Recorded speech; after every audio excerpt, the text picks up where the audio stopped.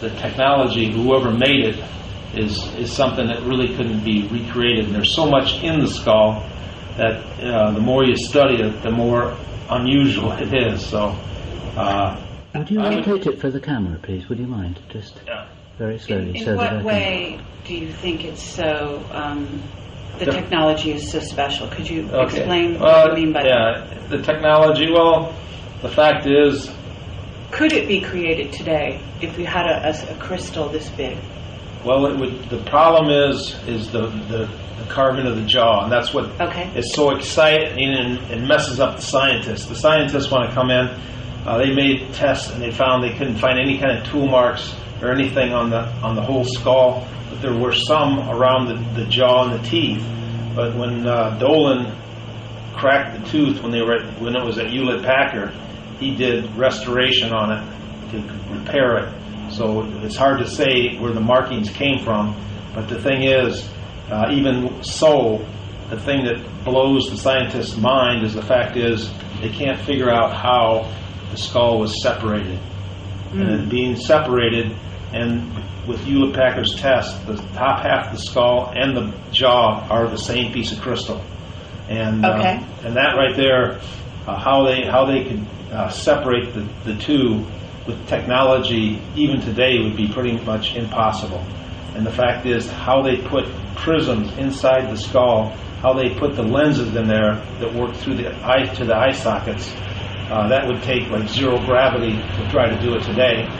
And really, I don't think we could really duplicate it even with zero gravity. So who did it, how they did it, that's what makes the skull so interesting. But the real thing about the skull of what it is what you feel about it. People pick up this energy, this specialness. And so, well, crystals, in general, will give you energy. You can go buy an amethyst and put your hand. I get energy. The reason I'm doing this, I get energy with my hands, and I can feel vortexes. Okay, did you feel it outside? Yes, I did. Yeah, it's not like it. It's just. It's not like right here. Yeah, the waves. It's waves going out. When you put your hands by it, it's connection to it. Sure. But if you can have your hands out here and you can feel it, you can be out across the street really and pick it up. Well, I actually felt it when we were coming up the stairs. I could feel there's a vibration now that's going on down the hall, so to speak, because of the presence of the thing. So so that's kind of there's a little bit unusual than just because it's crystal, but so. How many years has this skull been in your life? Let's see, probably about off and on for probably 12 years. Okay. And what has it changed your life? Do you feel? Completely, yeah. It's especially my life now is just like it's a fast-moving river. Things happen. It's like just pick a month, like August. I went to Germany, Switzerland, Austria. Met a lot of people, did a lot of lectures. Come back. Somebody from England comes over and stays with me. Somebody from Italy comes and stays with me. One of them, maybe the person from Italy had to go left, but the one from England stayed right to the last day. And then I took off and went to Sedona and Scottsdale to do lectures. Get back, and then I do another. It's just like so it takes you. It's kind of like links you to the rest of the people in the planet, and also it pulls me and puts me in positions. Like I'm down here, I don't know exactly why, but I'm running into these people that have the need to be here. The need I'm finding the country to be an amazing place, and I think there's some really special energy spots. In the skull, one of the jobs it does, it works on the heart chakra, opening people's heart to this universal love. But what it also does is it works on the ley lines of the earth, and it helps to balance out the energy. And what's so important with the shift that's coming in 2012, it's like if it's the Earth is out of balance at all, when all this energy hits it, it's gonna, it'll just fly like anywhere. Could be. We wouldn't want to see what could happen. But if we can work with people on these grid lines and open up the energy and make it in balance, then the energy hitting it could make it a lot less, and that's one of the reasons I do this. So you think that's one of the things? Well, have you been to Stonehenge and to Egypt, to the pyramids? Let's see, I have to go to Egypt to the pyramids, and the skull has been to Stonehenge, yes. Okay, so you still have to go to the pyramids. Yeah, and I feel that's important, one of my important things that I need to go. And it's not just, I think it's Thieves or wherever that area is supposed to be a special area that has some kind of energy I need to go to. So, but I find that where I'm supposed to go, the people call and say, "Hey, we would like to do a lecture here," and it seems to be the right place. So, if that's the place, I'll probably be there. I see. Okay, it was found in 1924. I listened to your lecture, but wasn't sure where you kind of stepped in. Okay, yeah. What happened? It was found by F.A. Michell-hedges. Had it since the Mayans gave it back to him in 1927. But the marvelous young girl found it. Actually. Yeah, well, it was his adopted daughter Anna. And they did it. Well, they found it together. Yeah. Okay. But he had it till 59. When he passed away, it went back to Anna, and she had it till 2007. Really? Yeah, in 2007. But what happened is I met her. There's a lot of things in Anna's life and Michell-hedges' life that had parallel things that happened to me. And I was in Panama, a lot of the places they were at, and I felt a connection right away to the skull when I saw pictures of it. And in '81, I heard about it, where it was at, and I went up to see her and met with her, and we became really good friends. And she allowed me to go with her when she did different lectures and stuff all over the world. So I was able to take her around the world, go to these different sites, spiritual sites around the world. And so that was, became really good friends, and she's an amazing person, so I have a total respect for her. It's a really neat person. So is she still alive? No, what happened is she traveled with her, she moved from place to place a lot. So she moved from Canada to England, back to Canada. These are full moves with new houses and everything. Sure. And then she came back in the early 2000, and she was in Canada, and she was very sick.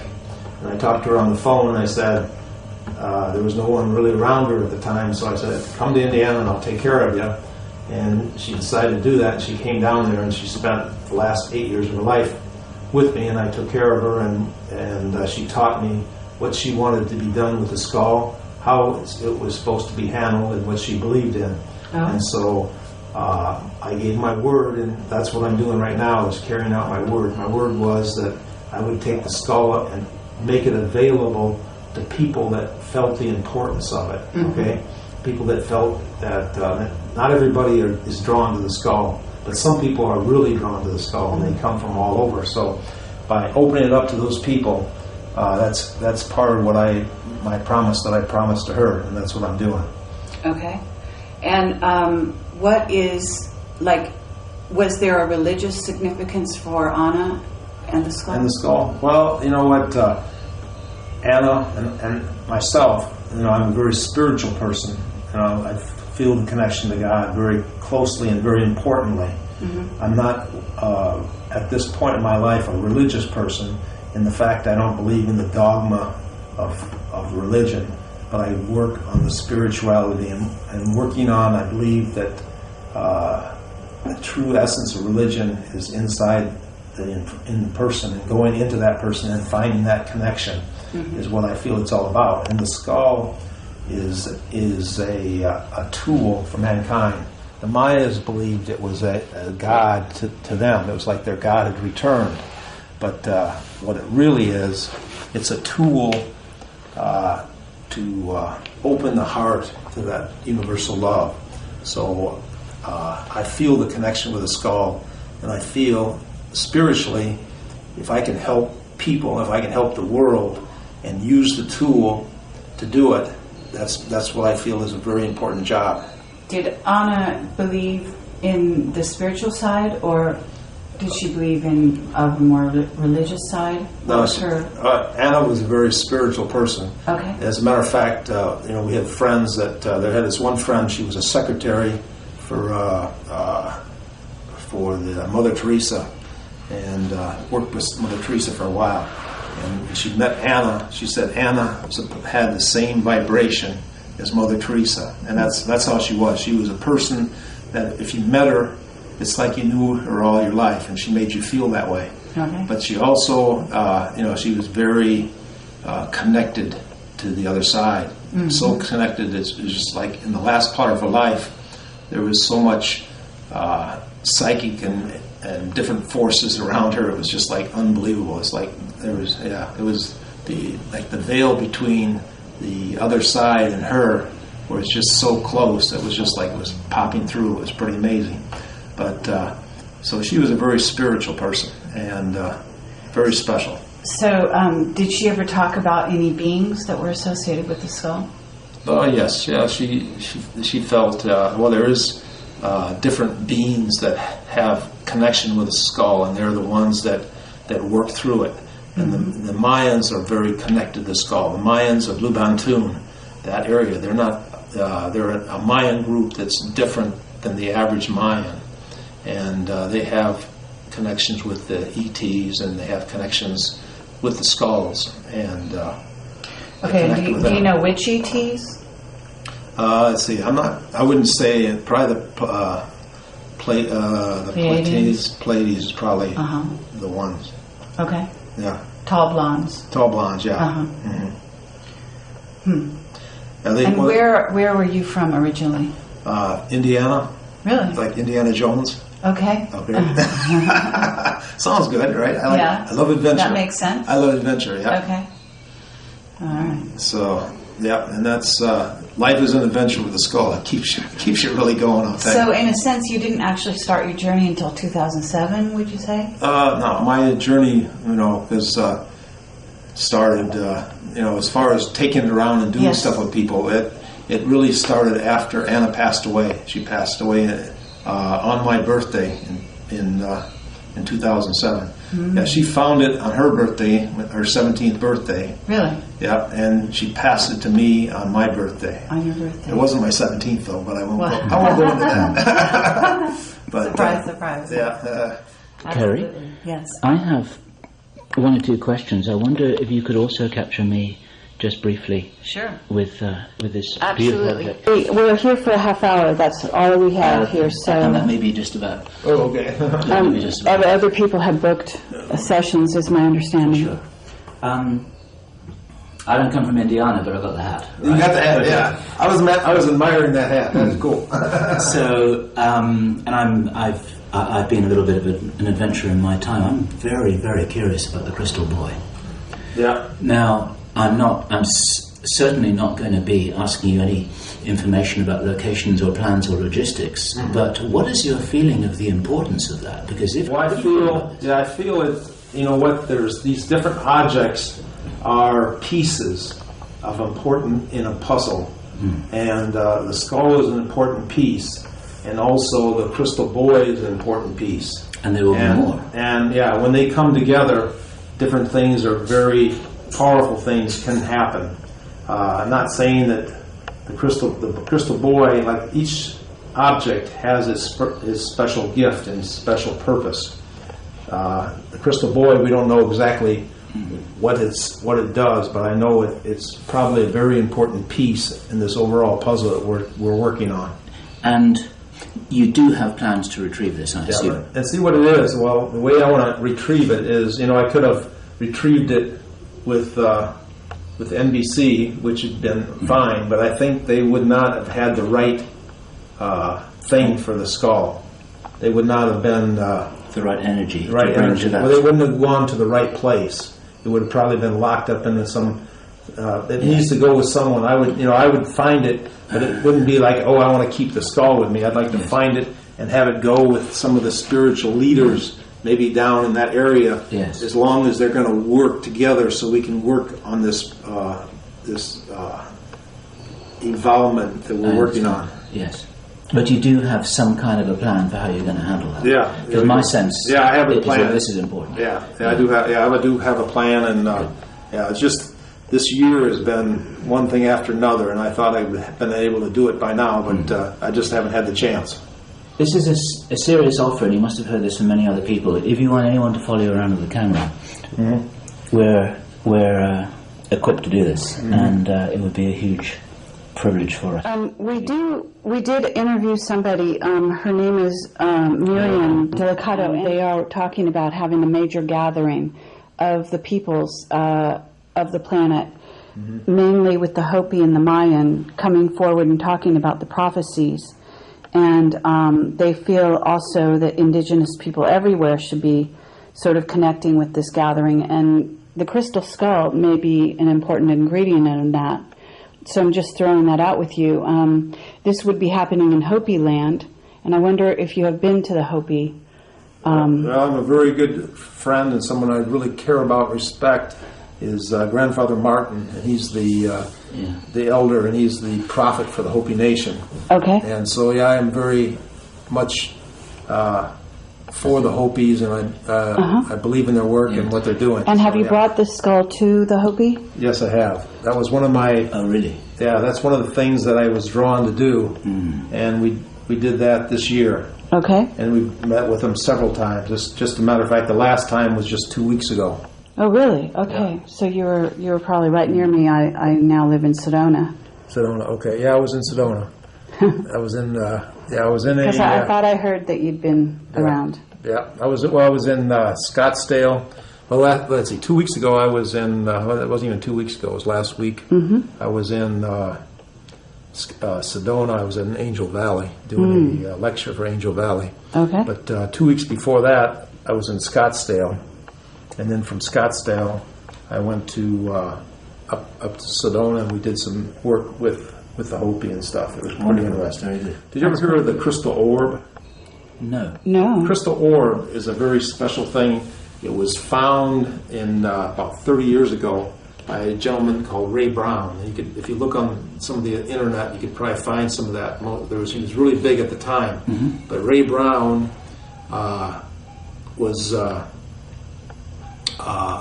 scuba diving on this island of Bimini, or near Bimini. I've heard this story. Okay, Incredible story. Yeah, and he went under. Yes. And they found this in a pyramid. Yes. Okay. Well, the people that were with him went back out looking for stuff, and they were mysteriously killed. But he was left, and he passed away a couple of years later, and he gave the orb to his teacher, telling him never to show the orb to anybody till the right time. Yeah, right. Okay. Well, I did a show for NBC, and it was about the crystal skull and me looking for stuff in Central America, the one I was talking about. And when I was doing this, he watched it, and he saw the skull, and he saw me, and he felt like he felt that he had to show the orb to me, and they needed to be together. But he thought that was ridiculous because he didn't know where I was or anything. So what happened is I was going out there for a lecture to an area where to these two people, and they said they had a friend there. And the friend, they were talking about the orb, and she said, I know where it is, but I can't tell you. But they said, well, you tell him that the skull's coming, maybe he wants to see it. And when they did that, he was all excited. We brought the orb and the skull together. And when we brought the orb and skull together for the first time, we did it twice. The second time, something different happened. But the first time, the skull turned white, and the orb turned gold. Wow, wonderful. Wow. But the thing is, the amazing thing about this is, I have a picture and I can show it to you. I would love to see this. Yes, we would. Very much. Absolutely. I read about this orb in Charles Berlitz's book on the Bermuda Triangle many years ago, and I've never forgotten about it. It lodged in my mind. I thought this is incredibly important, but I thought it had disappeared. It did disappear for all these years until it just came out. And what happened is, the orb, it's a crystal ball and has 3 pyramids built inside of it. But and it's pure crystal. But when we put them together, the skull turned white and the orb turned gold. If you look around his hand, you can see white light shooting around. That is amazing. Do you have plans to do more, to work more with the skull and the orb? Oh, of course, yeah. We were working very good together. Matter of fact, a couple of weeks ago, I was able to get together with him again. Mm-hmm. And when we did it this time, the skull turned blue, and there was blue light going all over the ground. And the next day, we were in this room that had yellow tablecloths and yellow walls. And you're looking at through the viewfinder on the camera, and it was yellow walls and yellow tablecloth. And when you took the picture, the skull turned blue, the tablecloth turned blue, and the walls turned blue. And you did we took about 15 pictures, and every time it did the same thing. Incredible. So some pretty strong energy. It's Atlantean orb and Atlantean skull get together. It's a major. I think it was like a connection, an old connection is what it felt like. And there must be more. Yeah. Oh, yeah. There's more, and that's what we're doing right now. Is we're putting a call out to try to bring this stuff forward. Yes, I believe a lot of the ancient people, the Mayas or whatever, have some of this stuff in their own possession that they're afraid to bring out because they know if it comes out that the government tries to take it away from them. Right. Yes. And the Tibetans, they'll have something up there too, without any doubt at all. Yes. Yeah, and I think maybe even there's some here in Australia. I think the Aborigines might have a skull. Okay. And there's a possibility when I bring this skull down there, we might bring the skulls together. And if that happens, I think that could be a major thing. Yes. That might be one of the reasons why I'm here. So, I understand, of course. Yeah. I'm sure that you feel that you're on a great sense of mission, and you're not totally sure what it is, but you're going down this river. Yeah, just going with the flow. You're going with the flow. Yeah, we really understand this. The journey is the message. Well, that's wonderful. And for the sake of the camera, can you please tell us tell us your name and? My name is Bill Homann. Homann. Homann. Okay. Yeah. And the original person who had it was Anne. Okay, it was found by F.A. Michell-hedges and Anna Michell-hedges. F.A. Michell-hedges was a famous British explorer, and there are people that people to know about, because in this day and age you don't have any heroes, and they were heroes, and they didn't just do the talk, they did the walk, and that's what's pretty neat. So that's one of the reasons I go around, is to get people to know about their lives.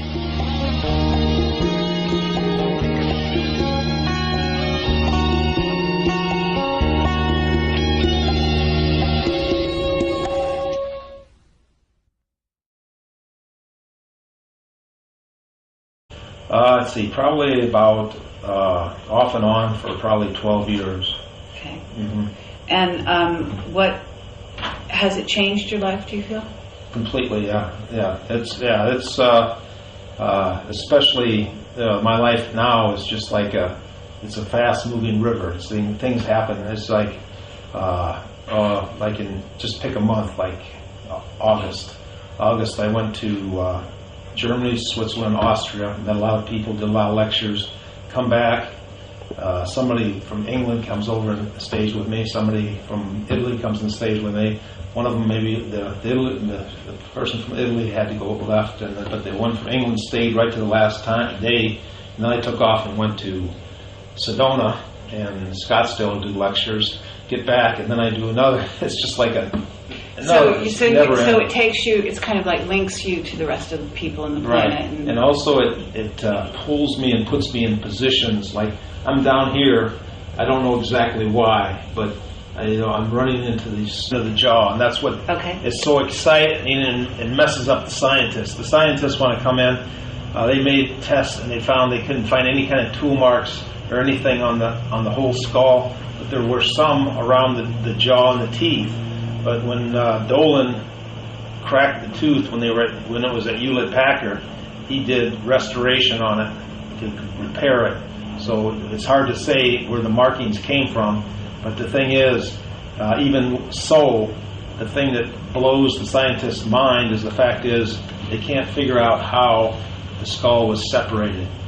And it being separated, and with Hewlett-Packard's test, the top half of the skull and the jaw are the same piece of crystal. And and that right there, how they could separate the two with technology even today would be pretty much impossible. And the fact is, how they put prisms inside the skull, how they put the lenses in there that work through the eye to the eye sockets. That would take like zero gravity to try to do it today.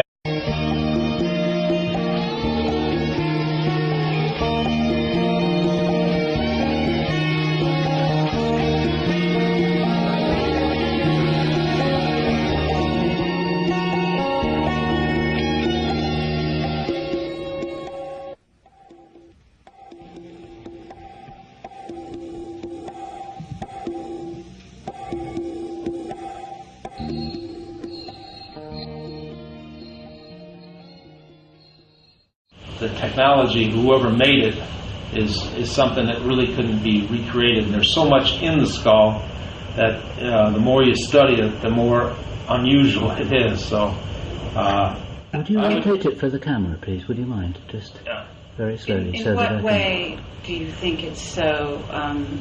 The technology is so special. Could you explain what you mean by that? The technology. Well, the fact is, could it be created today if we had a crystal this big?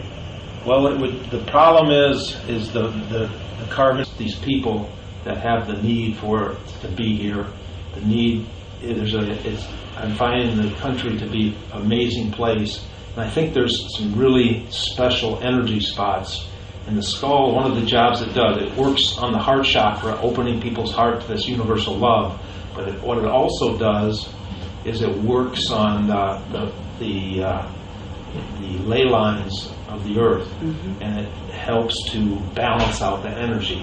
And what's so important with the shift that's coming in 2012, it's like if it's the earth is out of balance at all, when all this energy hits it, it's gonna, it'll just fly like anywhere. It could be. We wouldn't want to see what could happen, but if we can work with people on these grid lines and open up the energy and make it in balance, then the energy hitting it could make it a lot less, and that's one of the reasons I do this. So you think that's one of the things? Well, have you been to Stonehenge and to Egypt, to the pyramids? Let's see, and really I don't think we could really duplicate it even with zero gravity. So who did it, how they did it, that's what makes the skull so interesting.